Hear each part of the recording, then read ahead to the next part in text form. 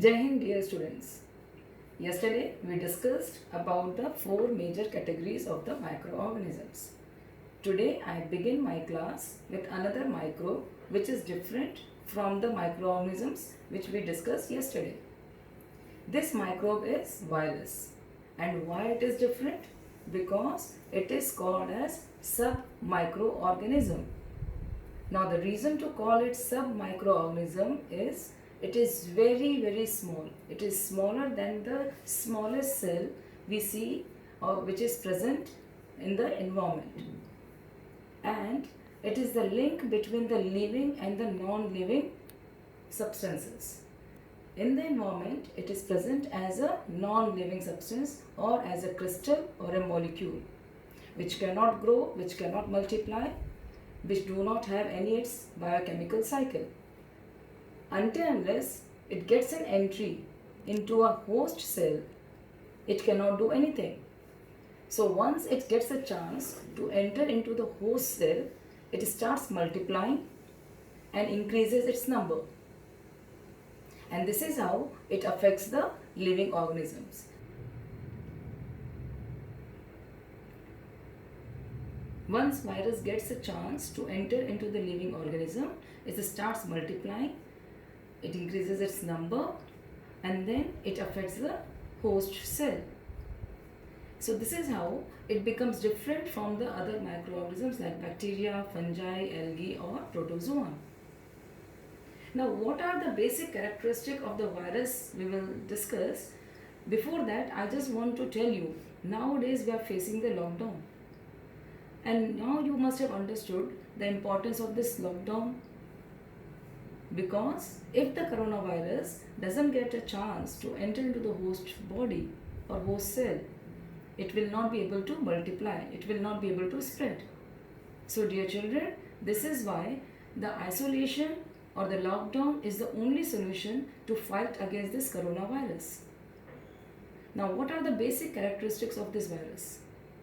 They are the type of virus, as I told you, which are having both the characteristics of living and non-living organisms.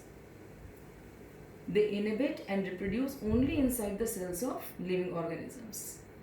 They obtain their food also from the host body. They are very smaller than the smallest cell, which cannot be seen even by the compound microscope. The viruses can be seen only with the help of electron microscope.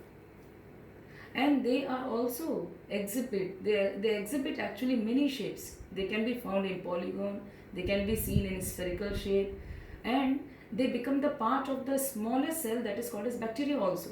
And that special virus is called as bacteriophage. So dear children, the name is given to the virus according to the host in which it is living. Suppose if the virus is infecting the tobacco plant, then it is called as tobacco mosaic virus. If the virus is causing measles, then it is called as measles virus. Or if the virus causes HIV, then we call it HIV virus.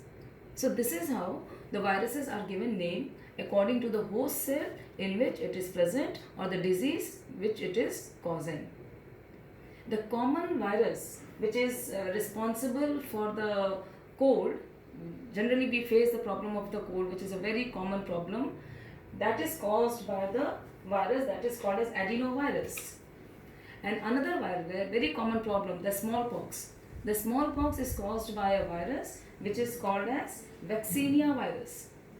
So these are the different examples of the virus that you have to learn the names, because these are very common diseases people generally face.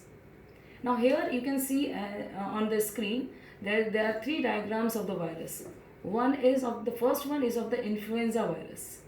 The second one is the HIV virus, and the third one is the bacteriophage. Now the influenza virus is responsible for the influenza, any kind of the flu. This virus is very much similar to coronavirus. Nowadays we are facing the problem. And this HIV virus which causes AIDS. Now this is the special kind of virus, we call it bacteriophage, because the virus is living inside the bacterial cell. And as you can see, the parts of the bacteriophage, the capsid head is the outer protein layer which is protecting the genetic material inside it. The nucleic acid, the DNA, it may have RNA and DNA both. Then it is having the collar, sheath, the base plate and the spikes and the tail fiber. So these are the different parts of the bacteriophage, in which this head portion is very important because in this only the genetic material is present and which helps the virus to grow. Now here in the viruses, you must have noticed the virus is having the genetic material, either it can be RNA or DNA or it can be RNA, DNA both, covered by a lipid or a protein layer. And with the nothing else is present inside this virus. No other membrane bound organelles or anything else present in the virus. Because of that only, it cannot do anything inside it cannot do in the environment, but it needs a host cell to multiply, because as soon as it enters into the host cell, it starts using the host cell biochemical cycle. And once the number of the viruses increases in the cell bursts and this virus spreads in the body of an organism and affect the other cells also. That is why the virus spreads very fast. So this is all about the virus. I hope you have understood about the virus. Now the second topic today that we have to discuss is the habitat of microorganisms. Habitat, as we have discussed earlier also, the microorganisms are found everywhere: air, water, soil, anywhere you will find the microorganisms. The soil can be desert, it can be marshy land. The water can be hot spring water, salty water or the ice cold water, anywhere they can be found. They are present in the dead and decaying organic matter even inside the body of an animals or the humans or on the plants. Everywhere, even in your body you have many microorganisms present. They may live on some other organisms also, and while they live freely. Some live alone while some they live in the colonies. Some live alone means they do not live in a colony, and the microorganisms, they do not live together, but they live alone, like the amoeba, like the paramecium. But some lives in the colony, like the bacteria, the bacterial colony. The fungi, there are some which are living alone, there are some living in a colonies. So it depends upon the microbes how they live in the environment.